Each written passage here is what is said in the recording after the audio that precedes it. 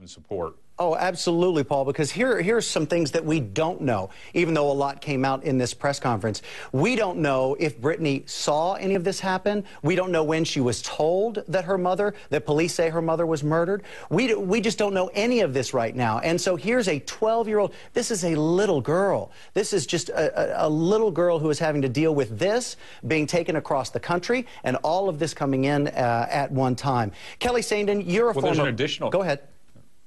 I was going to say there's an additional factor to keep in mind. She may be a critical witness. If he shared information with her while they were on the run there, or if she saw anything at all, she's a witness in this trial, in the future trial. So there are so many variables that are just very upsetting for this poor little girl to have to go through. And, you know, there was all this new tape released today, 6 minutes of new tape of them in this Virginia Walmart, where she's walking very close to him, but there's really not a lot of contact between them. And when you watch this tape, it actually, you know, just casually if you're watching it, it gives you chills to think of this situation. This girl isn't happy and speaking out, and they're not moving around the store. She's staying very close to him, almost as if she was directed to stay very close to him. Kelly Saindon, you're a former prosecutor, as I was going to say. You're a family law attorney now.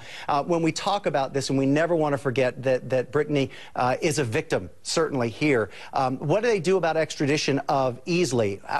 What's your first, if you're prosecuting, what's the first thing you do to get him back so we can get some answers?